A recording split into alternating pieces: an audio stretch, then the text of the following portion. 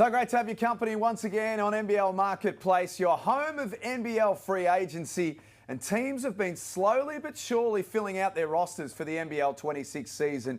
Now we get to a key point in free agency because Summer League is upon us, and this is where all of the teams that have spots remaining do the rest of their shopping. And we are going to go through each team's shopping list on today's episode. I'm Jack Heverin. Across from me, Pete Hooley and Olgun, the two of the best newsbreakers in Australian basketball, who hear everything that's going on, and also the last time we see you two in person before you head to Vegas. Looking forward to it, yeah, getting over there right before day one, and I'm sure it's going to kick off because there's just such an array of talent there, obviously, but so many NBL, Australian, New Zealand connections. It's going to be fun. You got your bags packed?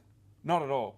But I'm saving money because I know I'm going to be spending $200 a day on just buying food because you have to just buy food and coffee because you're going to have to be eating out all the time. So it's crazy. As you've probably discovered from the last episode of the Marketplace, Derek Rucker has gone early. He's got himself acclimatised to the time zones and just getting himself set for Summer League. And we find him in Texas for this episode. Hello, Ruck. Dallas, Texas. Good to see you guys. And Olgun and Pete, be sure to text me ASAP when you arrive in Vegas. I'll have a meal ready for you. I'll hold him to that because that's Olgun said I learned last year. It's not cheap, but I'm looking forward to it. It'll be fun. Anyway, I know one thing for certain, that NBL fans didn't tune in to hear your social plans, the three of you. They've tuned in to find out what is going on at Summer League and what the teams need to do. So on today's episode, we'll take a look at each team. We've created a little shopping list, and then we'll remind you of their depth charts and where the gaps exist at the moment. So let's start with the Adelaide 36ers. This is an easy one to start with if we are starting in alphabetical order because they're pretty much done. Yeah, they're done. Matt Weston will be there. He'll be over in Summer League. That probably was pre-planned going into it just in case. But yeah, they've completed everything and have to up until this point. A really, really talented roster. We talk about rosters and the high-level talent, especially this starting five or starting six, really, when you throw in whoever comes off the bench out of Isaac Humphries and Montrezl Harrell. And this is one of the most talented rosters we've seen in a very long time. He'll still be there, but I'm looking forward to seeing what happens when all these players get together in pre-season. And Mike Wells will be there too, head coach of 36ers. He'll be in Utah for the Utah portion of Summer League, and then he will get to Vegas for that portion too. Again, it's important for every team just to be there, to show face, to network, to do all that stuff, because again, these things are years in the making, but this team is done. Derek, we could spend ages on Adelaide and the makeup of this team. We won't do it today, but I think we all agree that the physical side of things is taken care of. From here, a lot of it is probably what goes on between the ears. Yeah, it's a terrific time for Mike Wells to kind of be able to sit back and maybe he can learn something, glean some ideas from some maybe offensive sets that he sees and how it may apply to his team. Now, I'm not sure that he's going to be able to get those guys. I hear that there may be a possibility that the three imports will be in Vegas, but I'm not sure if he's going to be able to get time with them actually on court. If so, Olgun and Pete, we need to get to that workout and get some in-depth footage and some interviews ASAP. Well, that's the other part of Summer League as well. There are a lot of workouts, whether it's NBA teams, whether it's NBL teams getting together. We've seen it in the last few years. So all the teams are trying to do that. The Kings will talk about there in California with their big three, Cooks, Delhi, and Kendrick Davis all working out. So there's all these other little side things going on around the Summer League action. But yeah, connecting, networking, doing all that planning in the future is why the Adelaide 36 will have representatives. And I'll say this. DJ Vasiljevic, already in Adelaide. Isaac Humphries, already in Adelaide. They don't officially come together as a team until early August. So these guys are slowly getting there early to make sure that they're ready for the season. Hey guys, what are we calling this Adelaide crew? Are they a big three, a big four, a complete five? What's the moniker we're attaching to this team? There's a big five here. And then let's see what Flynn Cameron looks like. Can he emerge into someone who is maybe part of a big 5 or 6 next season? That's what the 36ers are hoping. But when you look at this is a big 5 on paper. Isn't it funny? Because when Flynn Cameron signed, Pete, we were like, Cameron, Humphries, Vasiljevic, it makes sense. But since then, Montrez and Cheatham and Bryce Cotton came along. Well, if you're counting in the big 5, you're not counting Flynn Cameron in the big 5, which, as you said, we'll wait to see what plays out. The 5, they might not be on the floor together at the same time at all. There's going to have to be a shift there, and I spoke to DJ Vasiljevic on an NBL now. Sacrifice is going to be the key. Your roles are going to change. Everyone understands it's Bryce Cotton's team, but those preseason games, all the training they can do, playing against other people is so important to see how this team can really put it all together. Because once the season starts, you've got to fix it on the fly. Maybe we'll have to refer to them as the Super Six. Maybe that's what we're going with for now. So we won't spend long on the Adelaide 36ers. Sorry to Adelaide fans, mainly because there's not much more to pull apart from a Summer League perspective. But trust us, as the season gets closer, we will be talking a lot about the Adelaide 36ers. So let's go to the Brisbane Bullets. Here is their shopping list as it looks right now. New head coach, tick. Sam McDaniel, healthy again, tick. Great to see him back playing a little bit of NBL 1. But now to the two priorities, which are a point guard and a shooting guard. Yeah, they obviously announced there's no James Bateman return, no Keandre Cook, so they've got these versatility to use in these spots as well. Yes, a point guard. If you see Mitch Norton as being able to hold down the starting point guard fort for however long, if you need to do it, he's more than capable of doing that if you want to shift the magnets around and bring somebody else off the bench. But those are two big holes. They need a whole lot of scoring. We know what Casey Prather can bring now that he's healthy. We saw that at the back end of last year. Sammy McDaniel looks in terrific shape. If you saw him in the NBL Select in Japan, he's really worked on his frame, even more so than usual, to be a point of attack defender. I'm expecting Tyrell Harrison to have that all NBL caliber season, but they still need more scoring. They need more consistent scoring, which is why the shopping list is so crucial. I don't know about you, Olgun, and Derek as well, but we're looking at their depth chart now. They've got Mitch Norton as a backup. They've got Tane Murray. That's fantastic. No real standout backup at the 3 at this stage. There's a depth issue here. I know that's not what they're going to Summer League to do, but somewhere along the line they're going to have to address this, aren't they? Yeah, right now there's no creation in the backcourt. That just doesn't exist because Mitch Norton, that's not his style of play. He is that defensive dog. He'll play up and in, and he's someone who can organize an offense, but he's not going to go create like your Parker Jackson Cartwright, so like your elite point guards will. And Tate Murray is young, and so you need two proven creators, guys who are going to create advantages and get you into your sets and be gravity of some sort. They need that with both of those spots. They need two high-level guys because you're not going to get that from Sam McDaniel, who's more of a complimentary guy. Casey Prather can do it in stretches, but are you going to rely on him for an entire season? So those two spots are important. They are still looking at Will McDowell-White for that point guard spot. That is someone who they would love to fill that spot with. This is the game changer, isn't it? If they land Will McDowell-White at the marquee point guard position, then your import possibilities open up endlessly, don't they? Well, because then it also creates a little bit of financial flexibility for you to get someone a little bit more high level in that 2 spot. And then it also gives you an idea of, all right, we have McDowell-White there as a point guard. How can we maximize him? Because he's a point guard who'll maximize others. So that's someone who they're going after. But again, we are expecting 2 high-level guys at that 1 and 2 spot. And I'm not sure the Bullets will have a representative at Summer League. Stu Lash won't be there. He'll be settling into Australia. So they have to get their job done in other areas, not necessarily by going to Vegas. Derek, everything that we've just said, does this concern you a little bit? I mean, you watch the Bullets closer than most of us. It does, because remember last year when they won basketball games last season, it was off the back of very good three-point shooting. And that's an area where Brisbane had been terrible year in, year out. Now they bring in Bateman, who shot it terrific from the 3. Cook was really good from the 3, and we know what Prather was capable of doing. Okay, now you lose Cook, you lose Bateman. It must be replaced with almost sufficient three-point shooting, because we know defensively, in all likelihood, they are not going to meet the league standard. There's been a poor defensive team now for 3 or 4 seasons in a row. So how do they win basketball games? They must win basketball games by being able to shoot the ball better and create more assists game by game. Last year, they were ISO heavy. They didn't create a lot of assists. Also, if I'm recruiting guards, I want them to be able, and this may sound funny, I want them to be able to play and complement Mitch Norton so that he doesn't have to play an excessive amount of minutes, which puts a burden on his body and led to the breakdown in his body that we saw last season. So here's the reality for Brisbane, guys. They finished last year 8th. New Zealand and Cairns below them. Tasmania a game above them. Adelaide a game above them. Adelaide have improved exponentially. We'll get to New Zealand, but we believe that they will improve exponentially as well. We think that Cairns will get to them, but there might be something coming there. If Adelaide don't get busy here and don't make some good decisions, they are in real danger of being a long way behind everyone else, aren't they? Well, that's the thing we look at the Bullets depth chart, and it is alarming. Now, again, it does also seem like talking around everybody in Brisbane that they are waiting for Will McDowell-White to make his decision, as Olgun reported last week on the Marketplace. Hasn't made a decision yet. I'm just worried they might have put all their eggs in that basket, hoping that it can come true. Like last year. Speaking of Jason Levy on NBL Now a couple of weeks ago, he was talking about how he would potentially be in Summer League, but Stu Lash won't be there. And they were hoping to have a lot of things done prior to that happening. So if that hasn't eventuated, Summer League days are ticking away. It starts on July 10th. So for them to try and get all of that sped up in the process, waiting on Will McDowell-White. I hope there's the backup plans in place, which I'm sure there are.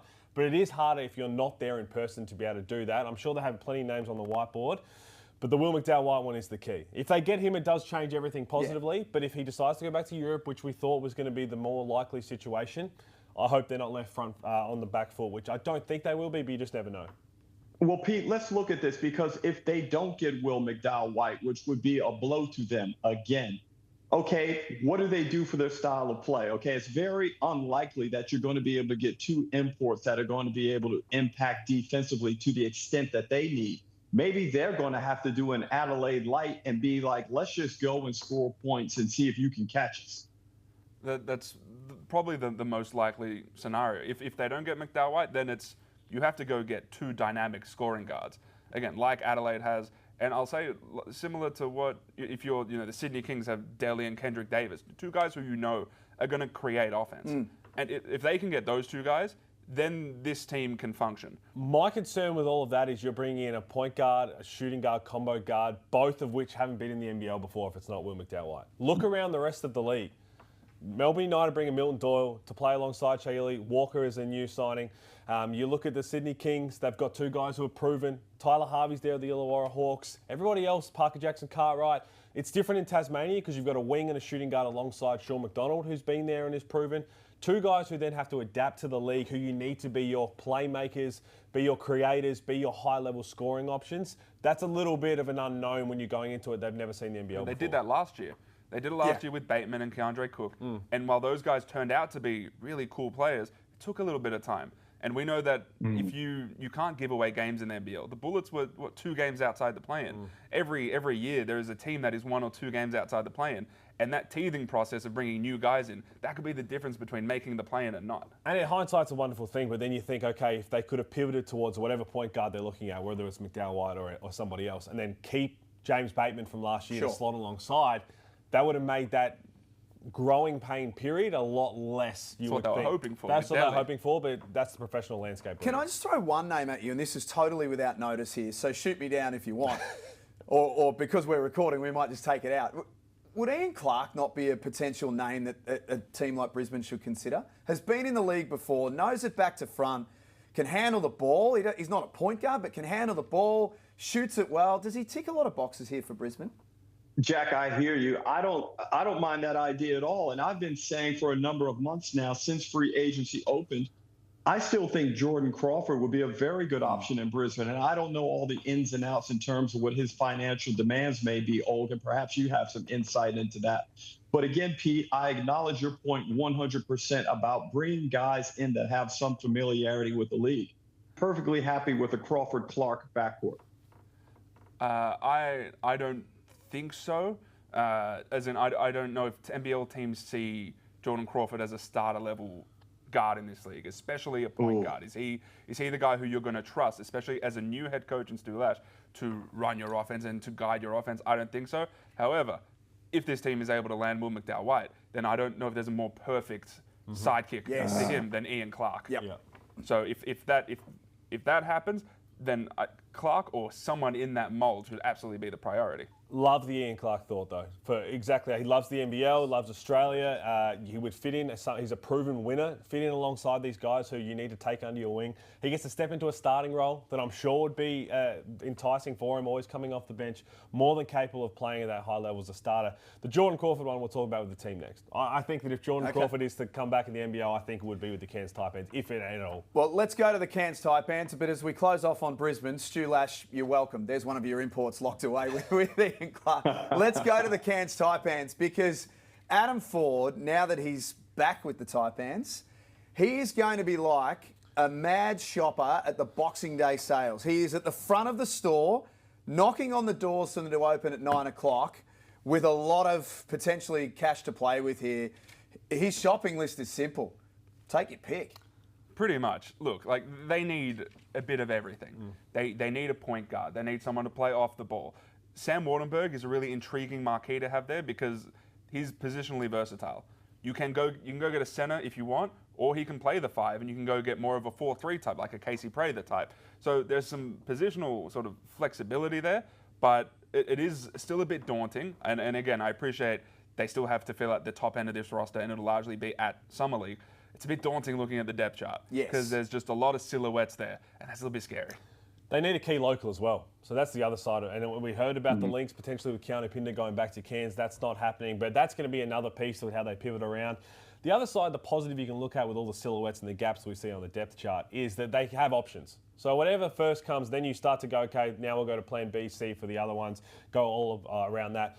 Having spoken to people at Cairns, they do like Jordan Crawford. Again, I think that's one that we spoke about early in the piece, that if Jordan Crawford was to come back in the NBL, it would be a later signing, which you understand if he was going to come off the bench in another team around the league, but even to see where Cairns go, if they fill, say, the shooting guard and the centre, and they go and have to get another local wing, then you maybe look at it. So it'll be a later piece, if at all. I just know they do like what they see with Jordan Crawford. But there's so many gaps. They normally do their best shopping in Summer League. They've brought in some unbelievable talent import-wise. Yep. You have a look at a lot of the imports. Even last year, Rob Edwards was a stud. You understand Tanner Groves. They seem to nail a lot of these pieces. It is getting later in the mix, but Summer League's a crucial time for the type ends. Yeah, 40 knows how to recruit what he wants, and he knows how to get guys that I think really appeal to that Cairns fan base. It's a unique fan base, one that needs a personal attachment to the players. And now 40 has the purchasing power, as you mentioned, Jack, and he's a very, very good shopper. And I expect Cairns. I think Cairns are going to make a real run at a play-in spot next season. I have them finishing on top of Brisbane before the rosters are even finalized. I think they'll play hard, and I think they'll be very hard to beat up in the snake pit. Derek, they're what? They're going to make a playing spot with whom? This is a depth chart of silhouettes. That's the thing. I'm saying I trust Adam Ford's ability to recruit players. Okay, now I appreciate that, and we'll see what the high-end talent looks like. However, this is still a depth chart, and especially from their spots, 7 down, they're still a little bit bare. Now we know that they're looking at some of the guys out of college to potentially fill some of those spots.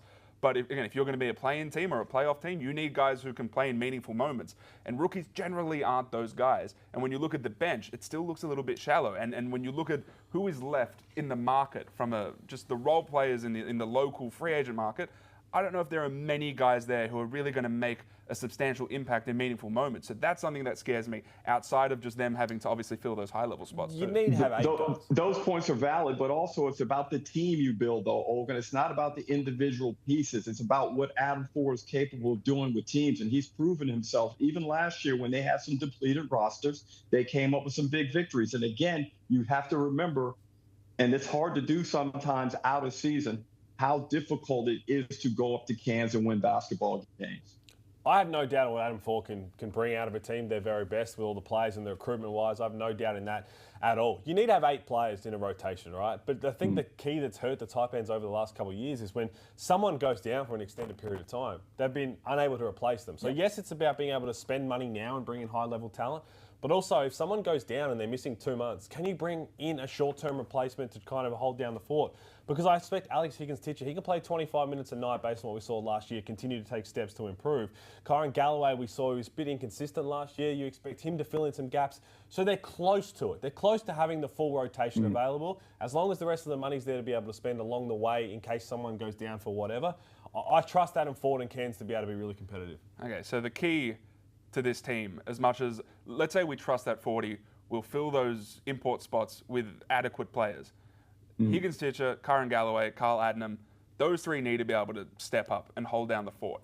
That's what it is, right? Higgins-Titcher, we haven't seen him play consistent high-level basketball yet. Is this the year he makes the leap? Potentially. Kyron Galloway is the same. We've seen glimpses, but can he do it consistently? We'll see. Carl Adnam is someone who I think we see as a reliable backup option. So if you get a high-level point guard, having Adnam as the backup, it's similar to like a Mitch Norton as your backup, except Mitch Norton is more defensively focused and Adnam is more offensively focused. Now, if those 3 can hold down the fort, and maybe you get one more guy who can play and be somewhat reliable, then I like the depth of the team. But it's all contingent on especially Higgins-Titcher and Kyron Galloway taking that step up. There's a local defensively minded guy out there they've got their eyes on. And my hands are tied behind my back. I can't say much more. Don't be like that. Come on. Your hands are right here. Where my position, I'm not allowed to say a whole lot. I just know that if they go out and get that piece, that's someone that I could see the way that Adam Ford's used locals in the past and got the best out of him. He could come in and fill a role that would be 15 to 20 minutes.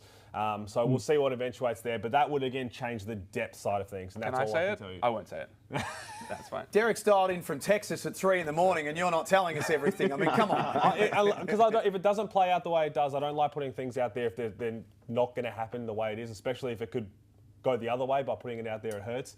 There is a name on the whiteboard that would fill the depth. Let's keep moving. They're very much a blank canvas, the Cairns Taipans, so they're going to be a fascinating watch. To the Illawarra Hawks, their shopping list has changed a little bit in the last week or two. Re-sign Sam Froling, tick, big tick. When he returns, we don't know.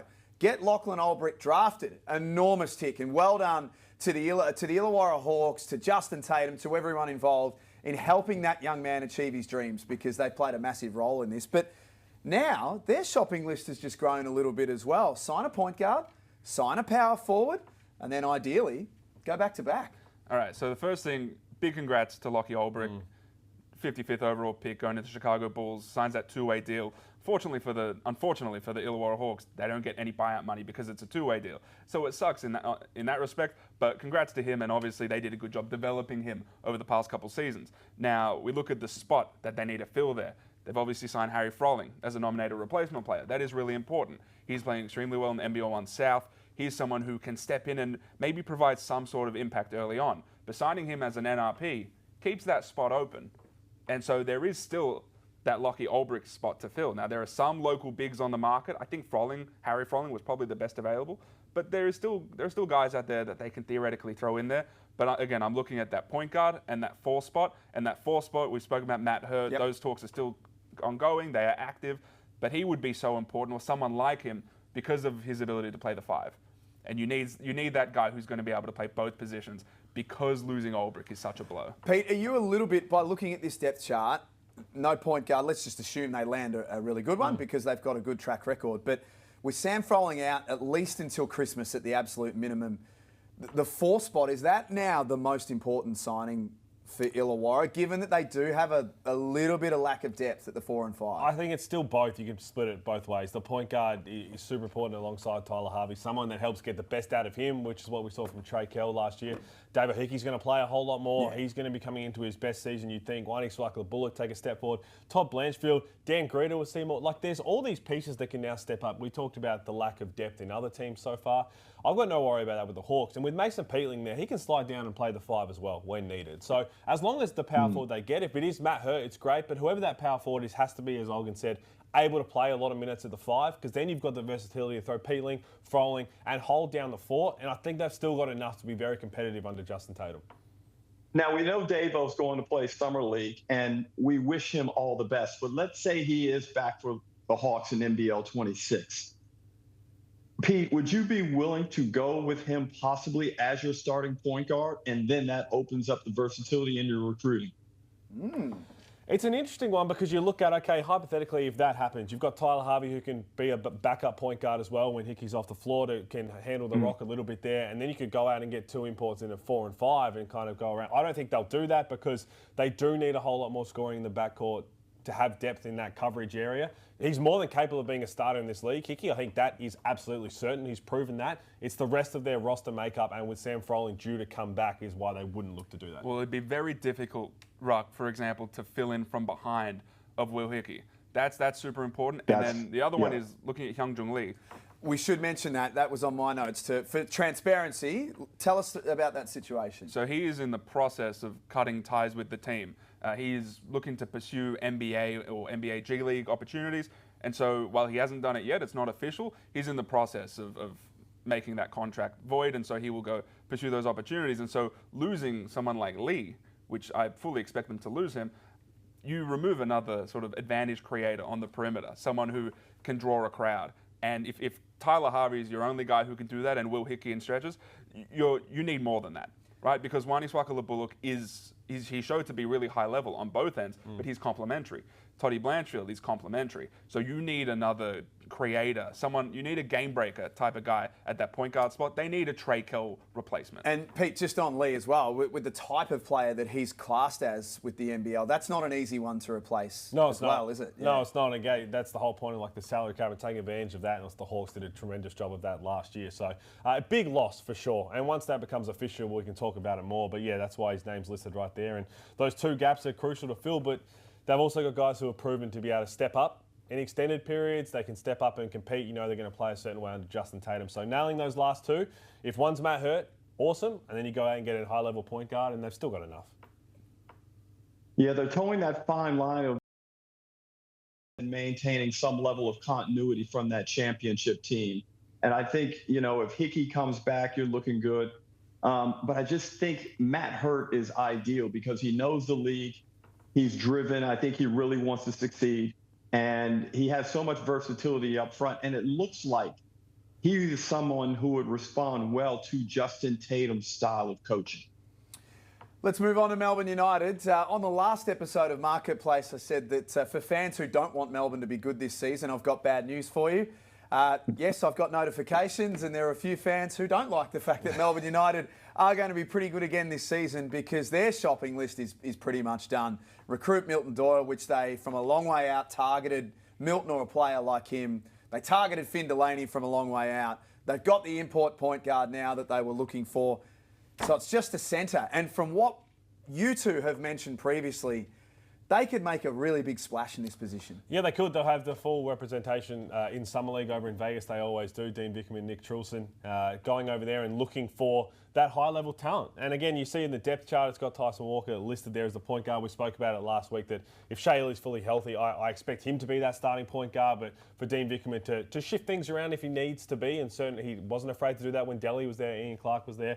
But you look at this, if they go out and nail this centre and throw out the big cash, which we expect them to do, to have that dynamic centre to come in, with the depth they have and the trusted guys, Tanner Krebs, Kyle Bowen, Krislovic, what he brings, Dash Daniels, Tom Wilson, you can figure out who else you want to put with them as a top two candidate, but they are one of them. Yep. They will be a team that can finish in the top two, should be finishing in the top two, and then you fill that with whoever you want out of Adelaide, what Illawarra finish up as the reigning champs, the Sydney Kings right now. But this Melbourne United roster under Dean Vickerman, what we know at their very best with guys like Finn Delaney, Chris Golden, Milton Doyle, I think is the perfect piece for them. Walker, Shea Ely, they're going to be really tough to beat. I didn't realise until I had a proper look at this depth chart and saw the faces on there, this team's going to be really good. Oh, yeah. Right? There are enough guys here who I trust, who I know I can rely on to be solid players when it matters. Right? And you look, it's up and down the roster, but the fact that, again, I think Shea Ely starts, but the fact that you have someone like Tyson Walker who could come off the bench, and like we will see what Dash Daniels looks like and what Tom Wilson looks like in his return to basketball, but this is looking like a really good team, both in its high-level talent, but also in the depth that they have, and the fact that they still have what I think will be a decently leveled import, right? I think there'll be a good five that they bring in, and then they have Fabian Krislovic, and then they have another spot to fill. Like, there is a world where they can go and find one of those local fives. It's not going to be Jock Landale. They can go get one of those. There are those local fives that are still sort of hovering out there. If they can go get a high-level local five and then use a backup center spot on an import, that's very possible. Say the names. Say it. No, we don't have to. but this is marquee level. Marquee level five. Like Joe Lawala-Chul type level. Is that what we're talking about? He is in their gym right now. Yes. Right? I got it out of you eventually. And look, if that's something that they pursue and they're able to get done, then there is the potential that they can bring in a backup five-man who's an import. Guess who else is in Australia right now? Marcus Lee's in Melbourne right now. So again, we're drawing connections here. The conversations are ongoing. It doesn't mean that anything is imminent with any of these guys, but there is constant communication between all of these parties. If they're able to get something like that done, yeah, it might ruin their cap sheet because they'd be getting like a 6 combined marquees and imports. But if they're able to do that with guys who we know fit Dean Vickerman's system and have succeeded there, even without them, it's a hell of a team. If they do it, this is one hell of a team.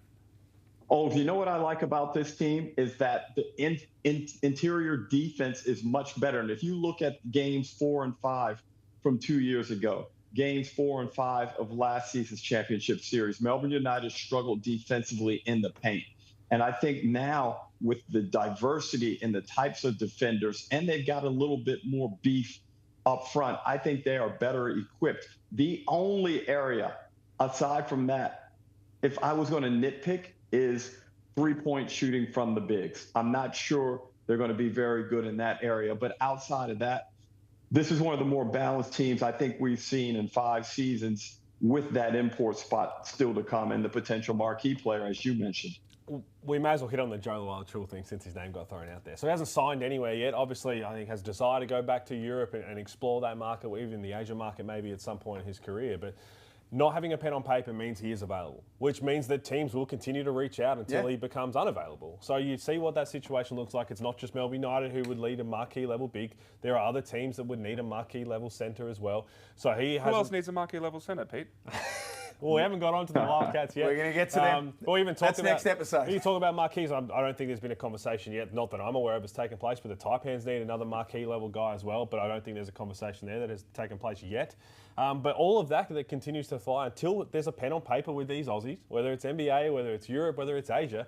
They are available and they will be continuing to fill calls. So that would change things a lot. I know Marcus Lee, as you said, has been in town. He was linked to Sydney for a little bit. They didn't have enough money probably to get him in the end. So they are in a very good spot where they don't have to rush this import signing either. They can go over to Summer League. If they see the piece they like, they move forward with it. But until then, you just wait. You just wait and see, because right now, as it stands, they're in a very, very good spot. And there are teams out there that are desperate for a marquee. And so with each day that passes, more leverage shifts over to those players. The more leverage shifts over to those players, the more money those teams are willing to offer those players. So that's something that we're also keeping an eye on. And for Perth Wildcats fans, we are coming at you next episode here on Marketplace. Great work, the three of you. Coming up in our next episode, we'll take a look at the New Zealand Breakers, Southeast Melbourne Phoenix, the Perth Wildcats, Tasmania Jack Jumpers to come, and of course the Sydney Kings, who haven't got a lot to do, but we'll have a chat about them anyway. That's coming up next time on Marketplace.